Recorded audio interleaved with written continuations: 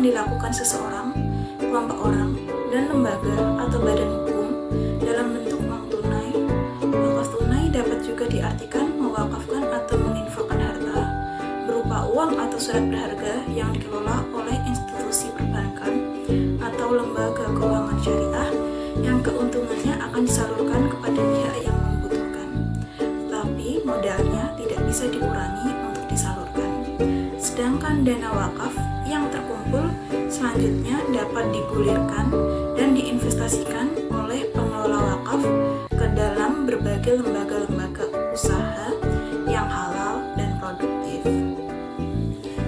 Jadi, dana yang terkumpul itu bisa diinvestasikan ke suatu perusahaan atau mungkin usaha seseorang agar hasilnya itu lebih banyak dan bisa membantu banyak orang. Selanjutnya, sejarah wakaf tunai.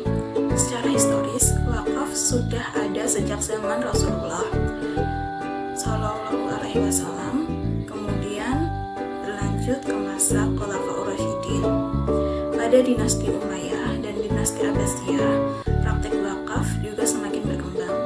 Pada generasi berikutnya, di Mesir abad ke-12, di dinasti Ayyubiyah mengembangkan wakaf tunai dengan sangat masif. Pada dinasti setelahnya, yaitu dinasti Mamluk, juga mengembangkan wakaf tunai. Nah, pada masa dinasti Mamluk ini, segala sesuatu boleh diwakafkan dengan syarat benda yang dapat diambil manfaatnya. Pada akhir masa kekhalifan Islam di kerajaan Turki Utsmani membuat peraturan kewakafan untuk disebarluaskan secara intensif di berbagai wilayah kekuasaannya. Karena kita tahu kerajaan Turki Utsmani atau Ottoman itu kekuasaannya sampai ke Eropa. Jadi dengan adanya peraturan pewakafan ini diharapkan wilayah-wilayah Islam bisa mempraktekkan ibadah wakaf. Nah, sedangkan di tanah air, yaitu di Indonesia sendiri, pengaturan tentang wakaf telah ada dan dilaksanakan oleh pemerintah kolonial Belanda sebelum Indonesia merdeka, yang mengeluarkan berbagai peraturan tentang pelaksanaan wakaf. Pada tahun 1991, Presiden mengeluarkan Instruksi Nomor 1 tanggal 10 Juni tentang pedoman bagi instansi pemerintah dan masyarakat dalam menyelesaikan berbagai masalah hukum di bidang hukum perwakafan. Nah, pada tanggal 11 Mei 2002, MUI mengeluarkan fatwa tentang diperbolehkannya wakaf uang.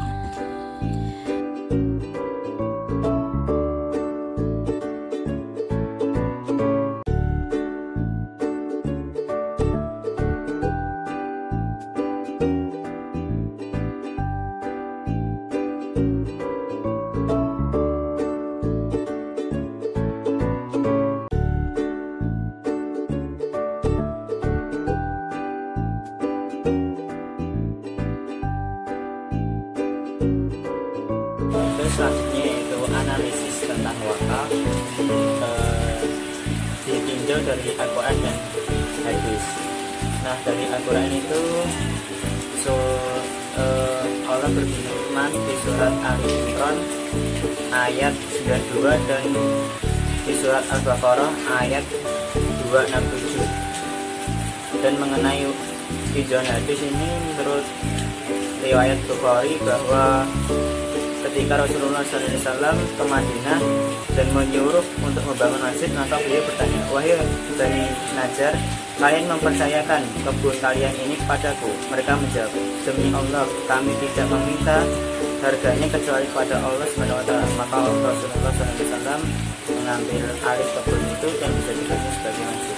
Hadis riwayat Bukhari. Nah, mengenai operasional dan mekanisme wakaf, ini ada 3 investasinya.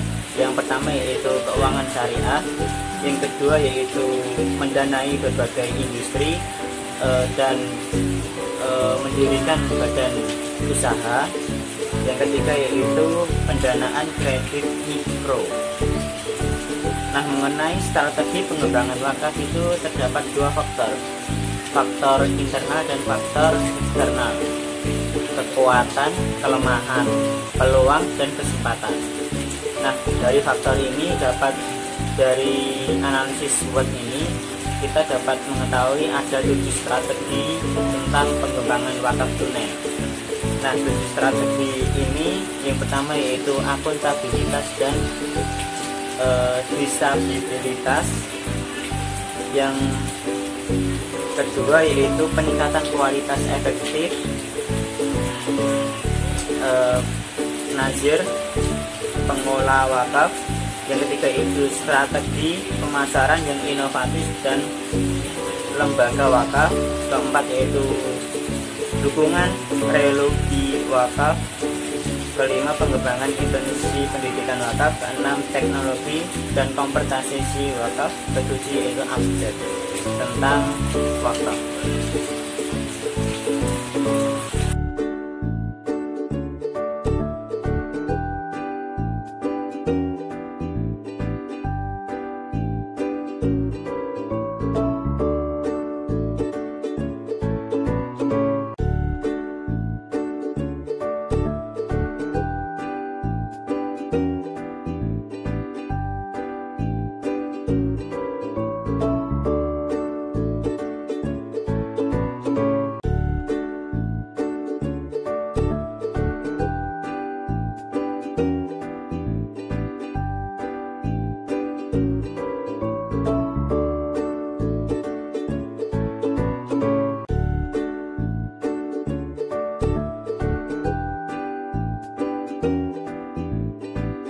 Mungkin cukup sekian dari kami.